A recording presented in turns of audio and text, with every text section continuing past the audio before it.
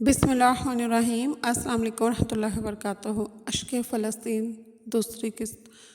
یہود کا شمار دنیا کی سب سے پرانی قوموں میں ہوتا ہے۔ اس قوم کی تاریخ کی شروعات آل ابراہیم میں حضرت اسحاق علیہ السلام سے ہوئی۔ مختلف زمانے میں اللہ تعالیٰ نے اس قوم کو مختلف نبیوں اور رسولوں سے نوازا۔ یہ وہ قوم ہے جس میں 1400 سال تک کوئی وقت ایسا نہ گزرا جس میں کوئی نہ کوئی نبی ان کی ہدایت کے لیے نہ آیا ہو۔ ایک وقت ایسا بھی آیا جب اللہ تعالیٰ نے ایک کے ساتھ دو نبیوں اور رسولوں کے ساتھ اس قوم کی ہدایت کا انتظام فرمایا۔ چنانچہ تاریخ ہمیں بتاتی ہے کہ حضرت موسیٰ اور ہارون علیہ السلام کو ایک ساتھ اللہ تعالیٰ نے نبی اور رسول بنا کر بھیجا، بنی اسرائیل کی ہدایت کے لیے زمین پر بھیجا، اور آخرت میں دو نبی حضرت عیسیٰ اور یحییٰ علیہ السلام کو بھی نبی اور رسول بنا کر زمین پر بھیجا۔ حضرت موسیٰ اور عیسیٰ علیہ السلام کے درمیان میں 1400 برس تک ہر زمانے میں کوئی نہ کوئی نبی اس قوم کی ہدایت کے لیے آتا رہا، مگر اس قوم کا رویہ ہمیشہ خدا کے حکم اور نبی کی دعوت و تبلیغ کے برعکس رہا۔ اس لیے ہمیشہ ہر نبی کے ساتھ ظلم و زیادتی کا معاملہ کیا۔ خدا نے جب بھی ان کے ساتھ نوازشیں کی، اس قوم نے اتنی ہی نافرمانیاں کیں۔ اللہ تبارک تعالیٰ نے اس قوم کو کھانے کے لیے من سلوا دیا، پینے کے لیے ایک چٹان سے چشمے جاری فرمائے، حکومتیں دیں، معجزے دیے۔ حضرت داؤد علیہ السلام کا معجزہ، سلیمان علیہ السلام کی حکومت، موسیٰ علیہ السلام کی قیادت، ہارون علیہ السلام کی رہبری اس قوم کو عطا کی گئی، مگر اس قوم نے نافرمانی کے علاوہ کچھ نہ کیا۔ یہ وہ ظالم اور نافرمان قوم ہے جس نے حضرت یحییٰ اور حضرت زکریا علیہ السلام کو قتل کیا، حضرت لوط علیہ السلام پر الزام لگایا اور اپنی بیٹی کے ساتھ زنا کیا کرتے تھے، سلیمان علیہ السلام کو ملزم بنایا، عیسیٰ علیہ السلام کو توبہ نعوذ باللہ زانی کہا کرتے تھے، جیسے گندے الفاظ سے پکارا اور ان کو سولی پر چڑھایا۔ حضرت محمد صلی اللہ علیہ وسلم مکے سے جب مدینہ تشریف لے گئے تو آپ صلی اللہ علیہ وسلم نے اس قوم سے معاہدہ کیا اور پھر اپنے وعدے سے یہ مکر گئے۔ چنانچہ ان کی نافرمانیوں کے نتیجے میں اللہ تعالیٰ نے بھی ان پر مختلف زمانے میں عذاب بھیجے۔ حضرت موسیٰ علیہ السلام کے زمانے میں ان پر عذاب آیا، حضرت لوط علیہ السلام کے زمانے میں بھی ان پر عذاب آیا، شامیوں کے ذریعے پھر بابلیوں کے ذریعے اللہ تبارک تعالیٰ نے ان کی پٹائی کروائی، مگر آج تک اس ظالم اور قاتل قوم نے سدھرنے کا نام نہیں لیا، نہ ہوش کے ناخن لیے۔ خدا کے ہر عذاب کو ایک لمحے تک تو عذاب سمجھا، مگر پھر وہی نافرمانی، وہی قتل و غارت، ظالمانہ حرکت، وہی غرور، وہی عنایت اور متکبرانہ الفاظ کہ ہم تو اللہ کے بیٹے ہیں اور اس کے چہیتے ہیں، مگر اللہ تعالیٰ ان کو دی ہوئی نعمتوں کے بارے میں ان سے سوال کرتا ہے، یا بنی اسرائیل، تم اپنی نعمتوں کو یاد کرو جو میں نے تم پر انعام کیا تھا اور تم کو بلا شبہ سارے جہاں پر فضیلت بخشی تھی۔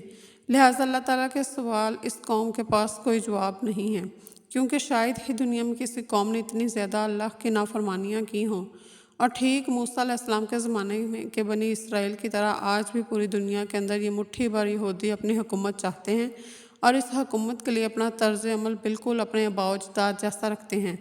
آج یہ ظالم قوم ظلم و غارت گری سے ایک قدم اور آگے بڑھ کر غاضب ہو گئی اور اپنے ماضی کو پس پشت ڈال کر دنیا میں نہتے اور مظلوم لوگوں پر ظلم کر رہی ہے۔ کوئی پوچھے ان ظالموں سے کہ شاید یہ اپنا ماضی بھول گئے ہیں۔ جرمنی کا وہ زمانہ کہ جب ہٹلر نے 60 لاکھ یہودیوں کو کس بے دردی کے ساتھ مارا تھا، وہ زمانہ جب ارض مقدس سے ان کو رومیوں نے عراقیوں سے کس طرح جلا وطن کیا تھا، کس بے دردی سے مارا تھا، بے شرم قوم ہر چیز بھول گئی ہے، اپنا ماضی۔ یہ پوری دنیا میں عیسائی ان کو مار مار کر در بدر کرتے رہے۔ ماضی میں ان کا جھگڑا مسلمانوں سے بالکل کم رہا، بلکہ ان کا جھگڑا زیادہ تر عیسائیوں سے رہا۔ آج یہ غاضب قوم ارض مقدس میں گھس کر جس طرح فساد اور قتل و غارت گری کر رہی ہے، وہ ناقابل برداشت ہے۔ انہوں نے اپنا ٹھکانہ صدیوں سے ڈھونڈتے رہے ہیں، مگر جب انہیں کہیں ٹھکانہ نہ ملا تو کسی کی سرزمین پر زبردستی قبضہ کر کر نہتے لوگوں کو مارنا شروع کر دیا۔ اگر آج یہ قوم یہ کہتی ہے کہ ارض مقدس ان کی جاگیر ہے کیونکہ تورات میں ان کا ذکر ہے، اس کا بات کا جواب دے کر ان سے ہزاروں سال قبل اور کنعان اور یروشلم میں بستے تھے اور انہوں نے اسلام بھی قبول کیا، اور ان کا جواب دے کر ان سے وہ ہمیشہ سے اسی زمین پر رہ رہے تھے اور آج تک بس رہے ہیں۔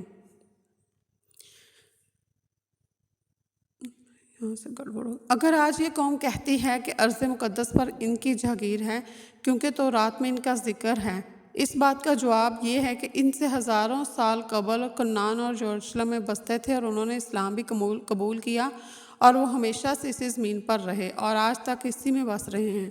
اگرچہ یہ ارض مقدس یہودیوں کا ہے، تو جس وقت یہودیوں نے اپنی ریاست کے لیے دنیا میں قدم اٹھایا، زیادتی ریاست کے سلسلے میں سوچا، تو سب سے پہلے فلسطین کا نام کیوں نہیں لیا؟ جب انہوں نے اپنی ریاست قائم کرنے کا ارادہ کیا تو سب سے پہلے میوزک کی سرزمین کو چنا، لیکن ان میں آپس میں اتفاق نہ ہو سکا، تو اس کے بعد کانگو افریقہ کا ایک ملک ہے جو اس زمانے میں بیلجیم کا ایک کالونی ہے کو چنا، مگر اس میں بھی کامیاب نہ ہو سکے، تو اس کے بعد 1897 عیسوی میں ادھر آ گئے، لیکن ادھر بھی ناکام رہے۔ 1901 میں عیسوی میں سائبرس کا نام لیا اور ناکام رہے۔ 1902 عیسوی میں سینا کا علاقہ چنا جو آج مصر میں واقع ہے، اس کی تجویز پیش کی مگر ناکام رہے۔ 1903 عیسوی میں یوگینڈا کا نام لیا، اس میں بھی ناکام رہے، اور سب سے آخر میں فلسطین کا نام لیا اور یہودیوں کو اس سرزمین پر جمع کرنے کے لیے ایک مذہبی کارڈ کھیلا اور کہا کہ یہ ارض مقدس ہمارے آباء و اجداد کی جاگیر ہے۔ یہی وہ زمین ہے جہاں یعقوب علیہ السلام نے مسجد کی تعمیر کروائی تھی۔ یہ زمین ابراہیم علیہ السلام کی ہے جس کے بارے میں تورات میں ہمارا ذکر ہے۔ یہ زمین حضرت داؤد علیہ السلام کی، حضرت سلیمان علیہ السلام کی ہے جو کہ ہمارے نبی تھے۔ اس لیے ہمارے لیے یہ ارض مقدس کی سرزمین کو ریاست بنانا ضروری ہے، بلکہ قومی فرض ہے، اور یہودیوں کی مکاری اور عیاری کا یہ مذہبی کارڈ بالآخر کامیاب ہو گیا۔ میں پوچھنا یہ چاہتی ہوں کہ یہ کیسی قوم ہے، کیسا ان کا سربراہ ہے، کس کی سرزمین پر گھس کر ناجائز قبضہ کر کے برطانیہ کا سہارا لے کر عربوں کو دھوکہ دے رہے ہیں، اپنی ریاست قائم کرنا چاہتے ہیں، یہ کس طرح جائز ہو سکتا ہے؟ اس غاضب قوم سے آج دنیا پوچھنا چاہتی ہے کہ تمہاری ریاست کا قیام کیسے جائز ہے؟ تم نے دنیا بھر کے یہودیوں کو لا کر فلسطین میں کیوں بسایا، جبکہ یہاں سے زیادہ تعداد میں اس وقت یہودی روس، برطانیہ اور امریکہ میں بستے تھے؟ تم نے جو کوشش ریاست کے قیام کے لیے کی ہیں، چاہے وہ افریقہ کی ہوں، ارجینیا کی ہوں یا سائبرس کی، اس لیے تھی کہ تمہارا مقصد تھا کہ کسی انگریز ملک میں ریاست کے قیام سے یہودیوں کو جمع کرنا آسان ہوتا ہے، لیکن کہیں بھی جب تمہاری دال نہیں گلی تو تم نے ناجائز طریقے سے کس بے بس اور غریب فلسطینیوں کے زمین پر قبضہ کر لیا۔ مگر اے غاضب قوم، یاد رکھنا، آج تمہارا پھلنا پھولنا، آج کی روشنی، تمہاری ترقی، فوجی دستہ اور ٹیکنالوجی کا نہتے فلسطینیوں پر ناجائز استعمال، یہ سب وقتی طور پر ایک دھواں ہے۔ یہ کوئی آسمان نہیں ہے، یہ خدا کی طرف سے آزمائش ہے، نعمت نہیں ہے، کیونکہ تم وہ غاضب، ظالم اور قاتل قوم ہو جو اللہ کی طرف سے نعمتوں کے نوازشوں کے لائق ہی نہیں۔ تمہاری تاریخ فاقیت اور بربریت سے بھری ہوئی ہے۔ تم نے موسیٰ سے لے کر عیسیٰ تک اور اس کے بعد حضرت محمد صلی اللہ علیہ وسلم کو مدینے میں دھوکہ دینے سے حضرت عثمان کی شہادت تک اور اس کے بعد سے آج تک نافرمانیاں ہی کی ہیں اور دغا بازی کے ثبوت دیے ہیں۔ جب جب تم پر اللہ کا غضب نازل ہوا، تم نے کبھی بھی اسے سبق حاصل کرنے کی کوشش ہی نہیں کی۔ کیا تم بھول گئے ہٹلر کے زمانے کو؟ تم بھول گئے رومیوں کی جنگ کو؟ تم بھول گئے بابت کو، بخت نصر کو؟ وہ سب کچھ تمہارے ساتھ ماضی میں ہوا۔ آج کسی کی سرزمین پر ناجائز قبضہ کر کے اپنی طاقت، پیسے اور ٹیکنالوجی کے غرور میں اپنے آپ کو فرعون نہ سمجھ بیٹھنا، حامان و قارون و نمرود نہ سمجھ بیٹھنا۔ اگر تم خود کو آل ابراہیم سمجھتے ہو تو جان لو کہ تمہاری ہر حرکت نمرود جیسی ہے۔ اگر تم موسیٰ علیہ السلام کو مانتے ہو تو تمہاری ہر حرکت تو فرعون جیسی ہے۔ آج ظلم و ستم کی چکی چلاتے وقت اتنا ضرور جان لینا کہ ایک نہ ایک دن وقت بدلے گا اور اسی چکی میں تمہیں کوئی ابراہیم آ کر نمرود کی طرح، کوئی موسیٰ آ کر فرعون کی طرح ضرور پیسے گا۔ جاری ہے۔ ملتے ہیں اگلے ویڈیو میں۔ اللہ حافظ۔